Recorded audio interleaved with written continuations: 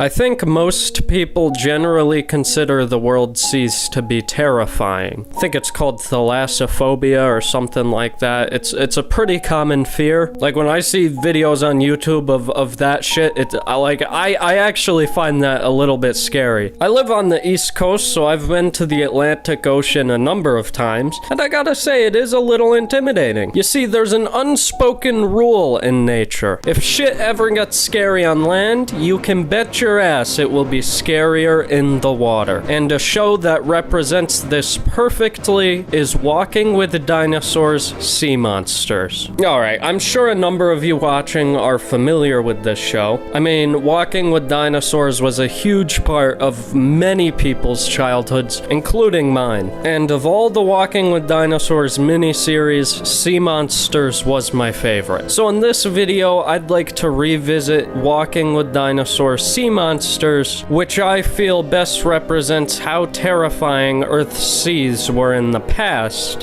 And I'd also like to talk about true sea monsters that we live alongside in Earth's present.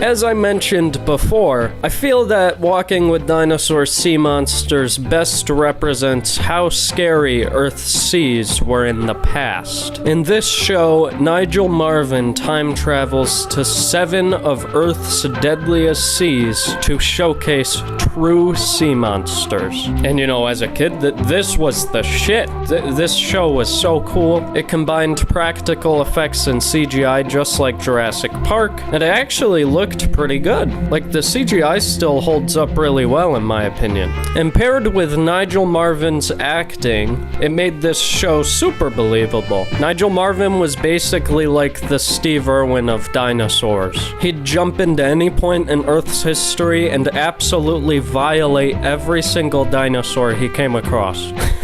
So, without further ado, let's recap sea monsters a little and talk about the 7 deadliest seas in Earth's history. The first sea Nigel Marven time travels to is the Ordovician Sea, 450 million years ago, long before the dinosaurs. During this time, the atmosphere contained much less oxygen than it did now. This is because during the Ordovician, there was very little life at all on the land. So Nigel had to carry around an oxygen tank, which I found to be a really cool detail. During the Ordovician, the sea monsters you had to look out for were sea scorpions and giant orthocones. Sea scorpions looked exactly how their name suggests, however, there was no venom in their tails. They weren't too dangerous for Nigel, rather they were just a pest. They fed on smaller animals in the marine ecosystems, working as the secondary consumer. The apex predator, however, was the giant orthocones, who ate the sea scorpions. These guys were basically giant squids with a really long cone-shaped shell, and although they might have been dangerous, Nigel decided to hitch a ride with one. Yeah. The next deadly sea that Nigel went to is the Triassic, 230 million years ago, a time when the first dinosaurs started appearing, and reptiles started taking over the oceans. The sea monsters Nigel came in contact with was the Nothosaurus, which I love the Nothosaurus, my beloved, and Symbospondylus. I really hope I pronounced that right. An honorable mention from this time period would be Tanystropheus. Oh my god, Tanystropheus, my beloved, who Nigel absolutely violates. Yeah, I told you, he just violates all these dinosaurs. Both the Nothosaurus and Symbospondylus were carnivorous sea reptiles. These guys were a little more dangerous than the creatures in the Ordovician Sea, so Nigel had to bring an electric prod as an insurance policy. Symbospondylus was a massive primitive ichthyosaur, the apex predator of these seas. Well, I still have 5 more deadly seas to talk about, so I'm gonna try and pick up the pace a little bit. There's a lot of big words, so it's hard to kind of go super fast, but I'm gonna try. The next deadly sea is the Devonian, 360 million years ago. The main big bad of this sea is the Dunkleosteus, a massive armored fish which is pretty popular. Now this was my favorite as a kid, and honestly, it might still be my favorite. It had an insane bite force used for shearing prey, and it was a cannibal. Yeah, we might want to cancel Dunkleosteus on Twitter. Next is the Eocene, 36 million years ago, the beginning of the time of mammals. And that is definitely shown by this next sea monster, the Basilosaurus. The name means king lizard because when Basilosaurus's fossils were first discovered, they were thought to be giant sea reptiles. But that's not the case. Basilosaurus happens to be a primitive whale with a taste for blood. This murderous whale was given a badass design in Sea Monsters. It really stood out to me. It looked really intimidating in the show, and it definitely was in real life. Basilosaurus got up to anywhere from 50 to 65 feet long. Yeah, this is not a sea creature that I would want to swim with. Next is the Pliocene, just a mere 4 million years ago, the time when our earliest ancestors started to walk upright. The sea monster of the Pliocene is the Megalodon. I mean, it needs no introduction. There's a million goddamn movies made about this thing on a first-name basis. My personal favorite is Bigfoot versus Megalodon. This is probably the first creature people think of when they think of sea monsters in Earth's history. Big shark. Oh! I mean, a lot of people are afraid of sharks, so if you just take a shark and supersize it, of course they're gonna be more scared. And the Megalodon hunted whales. Like, that's just insane. Second to last is the Jurassic Sea, 155 million years ago, in the middle of the age of dinosaurs. Here we are introduced to the biggest fish to ever exist, Leadsichthys. They got up to 70 or 80 feet in length. Jesus, that's a big-ass fish. Ironically, these massive predatory fish were thought to eat the smallest organisms, just like a blue whale. They were gentle giants, filtering out any small animals, such as plankton. As big as Leadsichthys was, there was a predator that was nearly as large that preyed on them, the Leopleurodon, a massive sea reptile that honestly probably has one of the most iconic designs in the Walking with Dinosaurs franchise. I'd say it's probably right next to the Allosaurus design with how iconic it is in Walking with Dinosaurs. The Leopleurodon demonstrates how it's the greatest sea monster of the Jurassic by shredding apart a geriatric Leadsichthys. I was gonna say who wrote this, but I wrote this.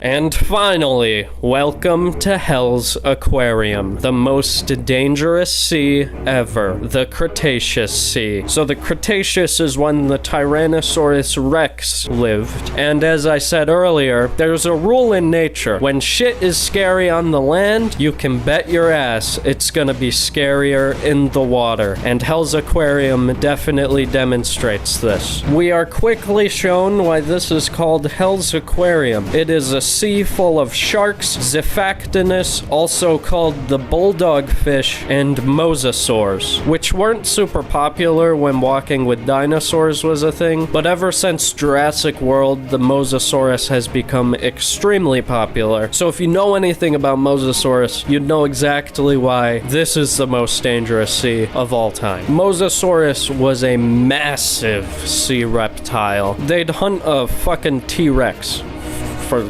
like, come on.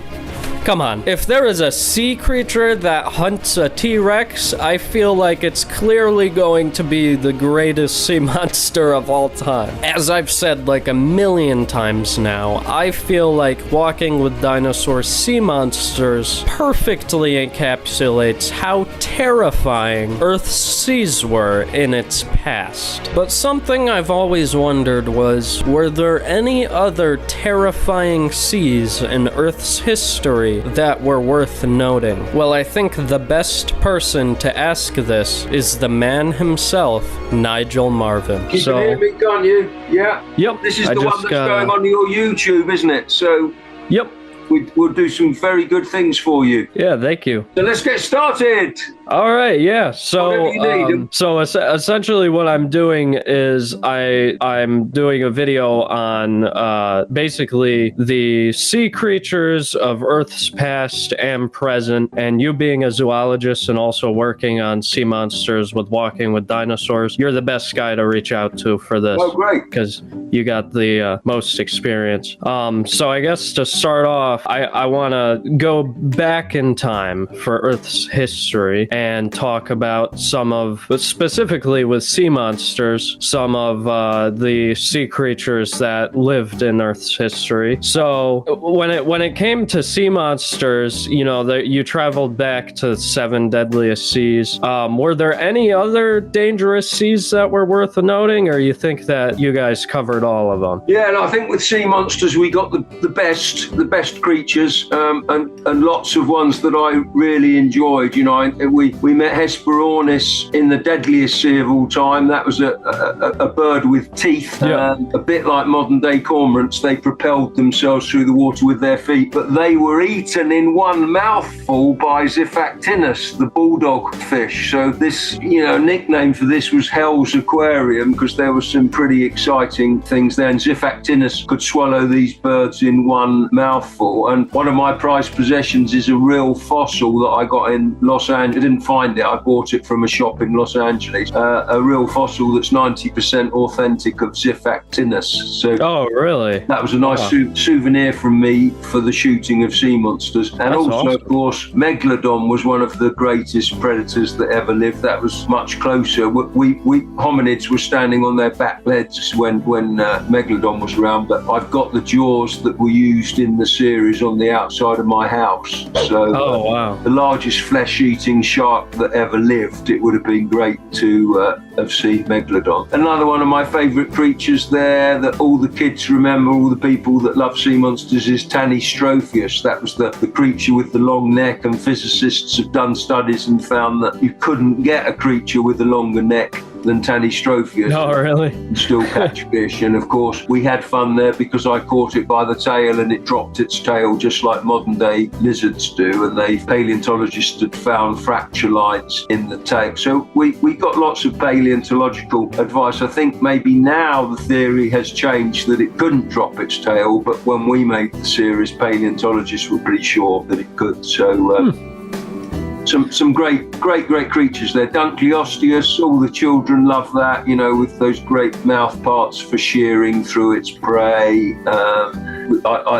Everyone remembers the Eurypterids, the sea scorpions, the giant sea scorpion that bit me on the leg. You know, that was going very far back in time when the first creatures came out onto the land. So I think we covered all of the deadliest seas. Oh yeah, definitely. Since you just talked about all of the deadliest seas that you visited in the show, if you could actually time travel to any of them, which one would you time travel to? I think it would be the deadliest sea of all time. I'd like to. It's difficult though, that, because the one before had Leeds ichthyes, those giant fish. I'd like to swim with those. I'd like to see a mosasaur, but I think most of them I could have seen in the deadliest sea of all time. So that was when there was Xiphactinus, Hesperornis, the big plesiosaurs and ichthyosaurs. So I think the main suite of marine reptiles. Lots of people think, of course, that these creatures are dinosaurs, which they're not. They're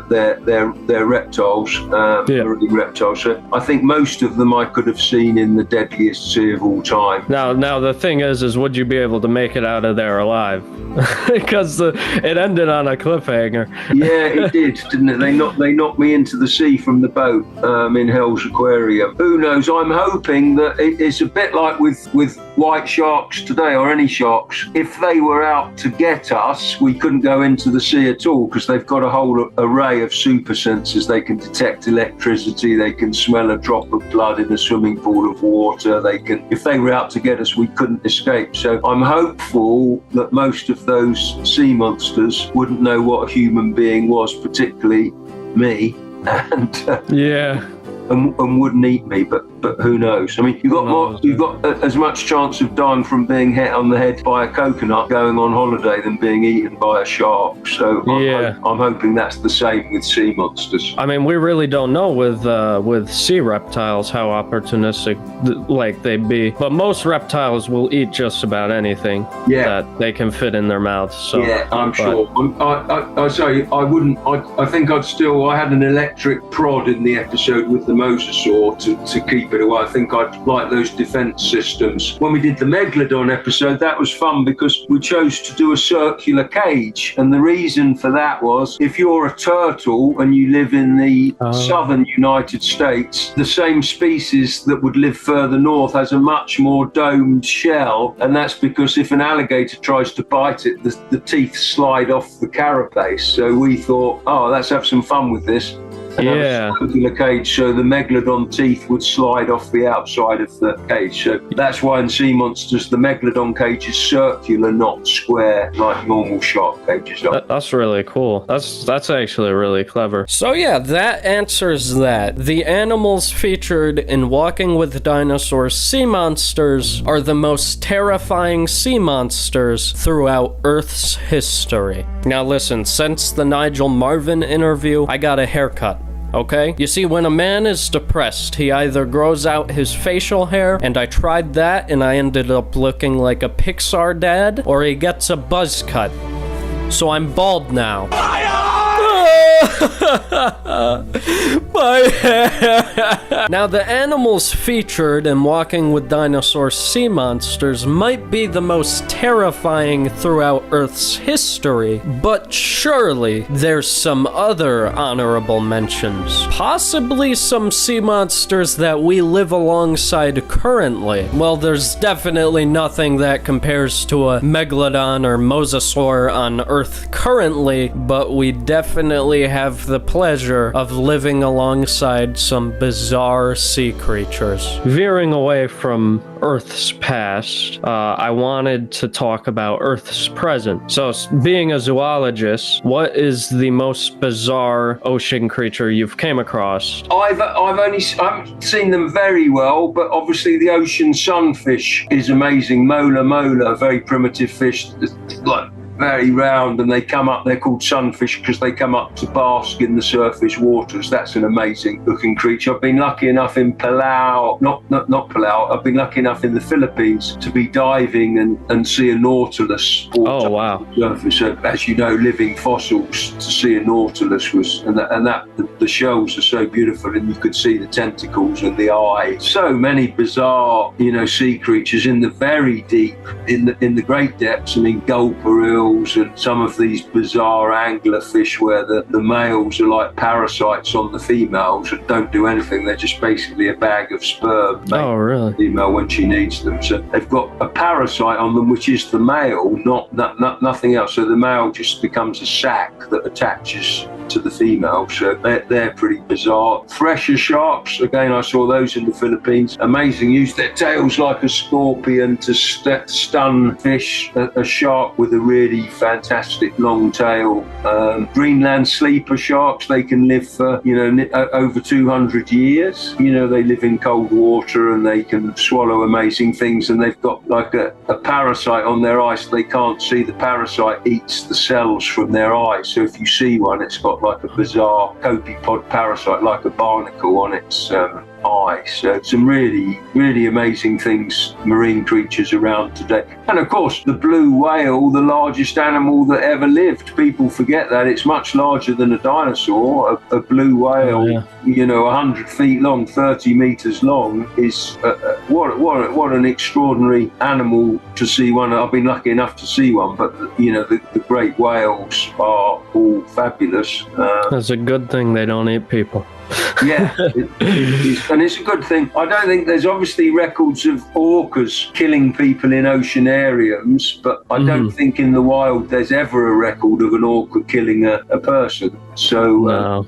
That's great, but they're obviously extremely clever predators. And one on my wish list, I'd like to go to the Norwegian fjords in winter where they're feeding on herring. and you can go on trips and snorkel with orcas hunting herring, which would be a fantastic thing. And of course, the orcas that beach themselves against elephant seals in Patagonia that we've all seen in the wildlife films. I don't understand why we put so much focus into exploring outer space, and people are like, oh, the aliens, stuff like that, when I feel like we have aliens in our ocean, and we should totally explore that more. Yeah, absolutely. I mean, and there's only been very few video films of giant squid. I mean, giant squid are extraordinary, and when somebody manages, it would probably have to be with a remote underwater vehicle, but when somebody manages to film a real battle between a sperm whale and a giant squid, that would be truly. And there's lots of giant squids down there. I remember when I was at university, a scientist that was studying sperm whales got a bag full of squid beaks and threw them into the audience, and they'd come out of the poop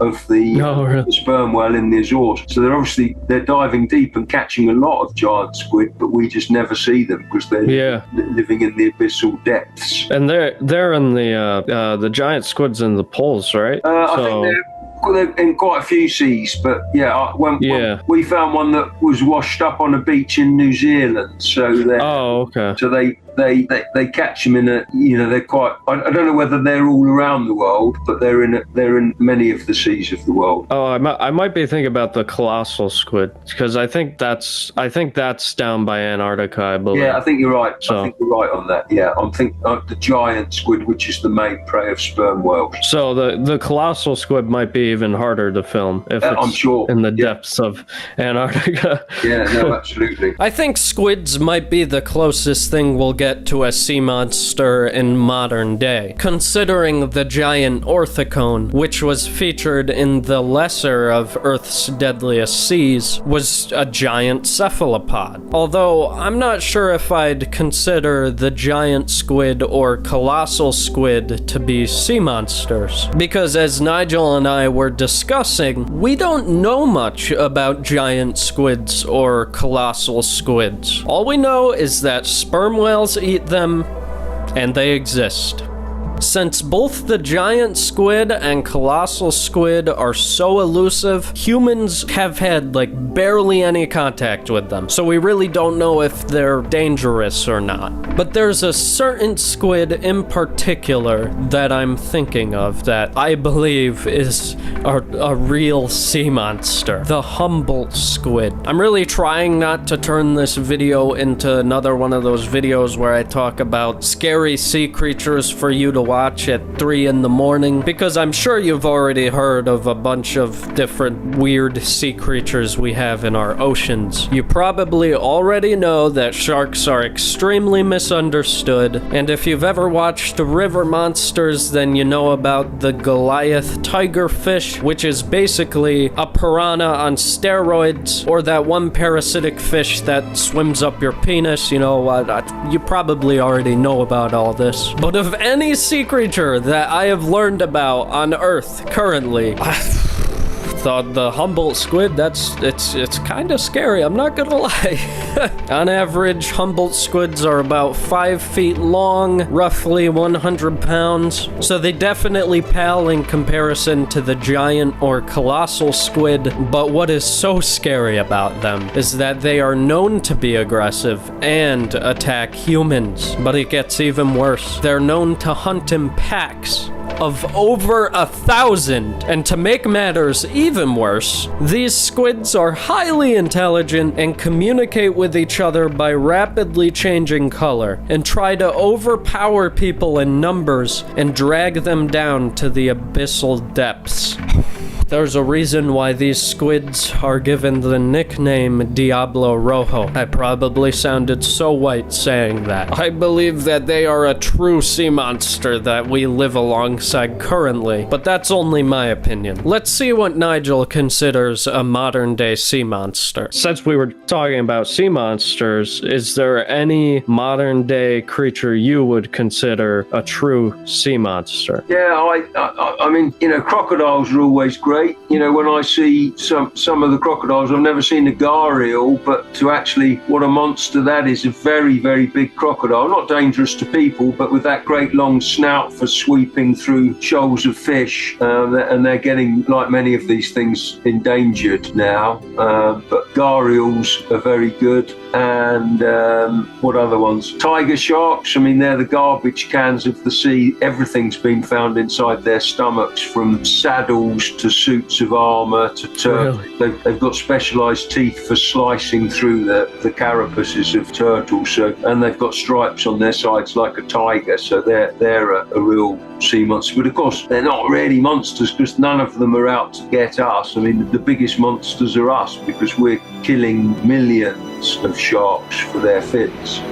Exactly. So it's the biggest monsters in the sea are us, really. I mean, what we're doing to the seas with overfishing and all of the things that we do, and pollution and plastic pollution and microplastics and everything. It's and even with sea monsters, all of the animals featured are just animals. The biggest monsters of all. I've got to end now, but the biggest nice thing to end on, the biggest monsters of all are the human race, for sure. Yep. So, but with young people like you loving paleontology and wildlife, things are changing to a great degree. So that's fantastic news. So, and I hope my programs encourage people to love the natural world, so we're not monsters anymore. Yeah. It's great. That's a good note to end on. Yeah, thank you. Thank you so much. You asked very, very good questions, so it was lovely to speak to you, and thank you very much. Yeah, thank you. Have a good one. Yeah, bye-bye. So there it is. The greatest sea monster of all time is you and I. No matter how scary we find sharks or other sea creatures, we are far more terrifying than them. I bet that if we were around for all of the 7 deadliest seas that Nigel time traveled to, we would still find ways to overpower those sea monsters and lead them onto a path towards extinction.